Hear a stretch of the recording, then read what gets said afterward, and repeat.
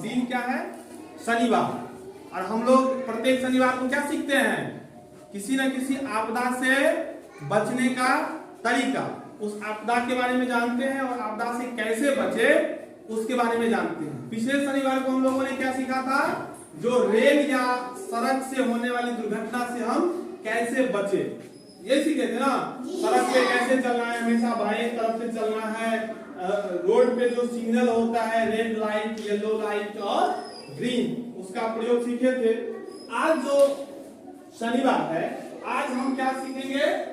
सुरक्षित शनिवार में भूकंप से जो खतरे होते हैं, भूकंप से जो खतरे होते हैं उनसे बचाव के क्या क्या तरीका है। भूकंप से बचाव का तरीका और भूकंप से खतरा क्या सब हो सकता है, इसके बारे में हम लोग आज जानेंगे। ठीक है, सब लोग तैयार हो?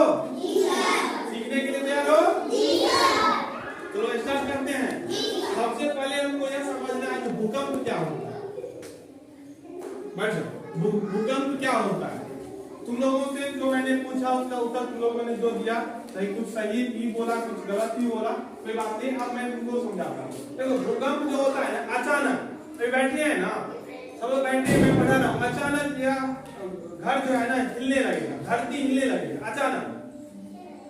जब जो धरती का जो कंपन होता है, धरती जो हिलता डुलता है, इसको ही हम लोग बोलते हैं भूकंप। भूकंप समझ में आ गया? अब ये घर जो है किस पर है? धरती पर है। पेड़ किस पर है?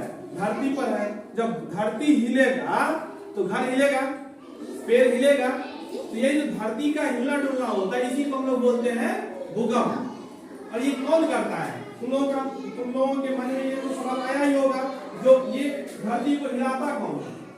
धरती को हिलाता कौन है? ये देखो, ये भगवान के द्वारा सब कुछ होता है। इसमें मनुष्य का कोई हाथ नहीं है, कोई मनुष्य कुछ नहीं करता है। यह स्वतः होता है। स्वतः मतलब अपने आप होता है। इसलिए भूकंप को हम लोग बोलते हैं प्राकृतिक आपदा। कौन सा आपदा? प्राकृतिक। प्राकृतिक आपदा का मतलब होता है ऐसा आपदा जिसमें मनुष्य का कोई हाथ नहीं होता। ऐसा आपदा जिसमें मनुष्य का कोई हाथ नहीं होता। किसके द्वारा होता है?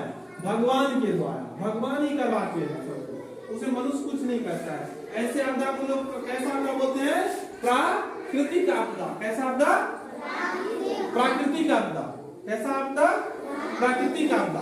और ऐसा आपदा जब भी होता है ना, इसमें जान माल की बहुत ज्यादा खतरा होता है। सपोज करो कोई व्यक्ति सड़क के पेड़ के नीचे बैठा हुआ है, पेड़ के नीचे बैठा हुआ, भूकंप आ गया, पेड़ गिर गया और पेड़ उस व्यक्ति के शरीर पर गिर गया, तो व्यक्ति क्या हो जाएगा? मर जाएगा। कोई घर में सोया हुआ है, भूकंप आ गया, ये कह के तो आता नहीं है, पहले से तो पता नहीं होता है, अचानक आ गया भूकंप, घर गिर गया। तो घर गिरने से अगर पक्का मकान है, एक दिन सिखाए थे पक्का मकान और कच्चा मकान। पक्का, ये कौन सा मकान है? ये मकान पक्का है ना, बहुत बढ़िया। तो ये मकान अगर किसी के शरीर पर गिर जाएगा तो आदमी क्या होगा? मर जाएगा। तो भूकंप आने से घर गिर सकता है, गिर जाता है। अब उसमें रहने वाले जो भी व्यक्ति होंगे, जो जानवर होंगे, सब के सब क्या होंगे? मर जाएंगे। धरती फट जाता है, आदमी उसमें समा जाता है। तो इससे क्या होता है? बहुत ज्यादा खतरा होता है। भूकंप के बारे में तुम लोगों को पता चल गया? भूकंप मैं करवा सकता हूँ भूकंप? तुम करवा सकते हो? तो कैसे बचाएं? तो सबसे जो अच्छा माना जाएगा, अच्छा होगा, वो क्या होगा? जो खुले मैदान में चले जाए। खुला मैदान कैसा हो? ऐसा मैदान जहाँ पे ना पेड़ हो, ना बिजली का खंभा हो। ये सब ध्यान रखना है, बिजली का खंभा ना हो, पेड़ ना हो, उस जगह पर चले जाएंगे। ठीक है, ये हो गया खुला मैदान समझ में आ गया। उसके बाद अगर घर में है, कहाँ पे है?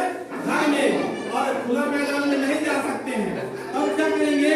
तो घर में जो मजबूत होगा फर्नीचर का सामान, जैसे चौकी, पलंग, टेबल, उसके अंदर, जैसे देखो इसको देखो, ये लोग है ना अभी अंदर में, ये अंदर में है, तो ये अंदर में है, भूकंप के समय ये बच सकता है। देखो सपोज करो घर है, भूकंप में घर टूटेगा, तो अगर ऊपर से कुछ गिरेगा तो कहाँ गिरेगा?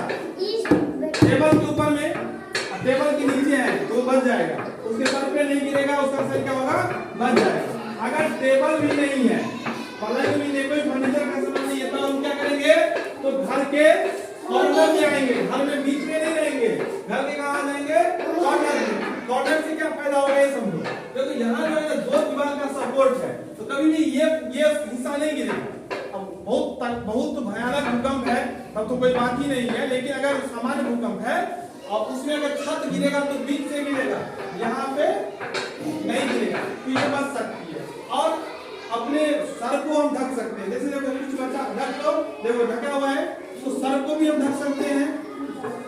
तो ये सब हम उपाय करके बच सकते हैं। और सबसे जो इम्पोर्टेंट बात है, भूकंप के समय या किसी भी आपदा के समय हमें घबराना नहीं चाहिए।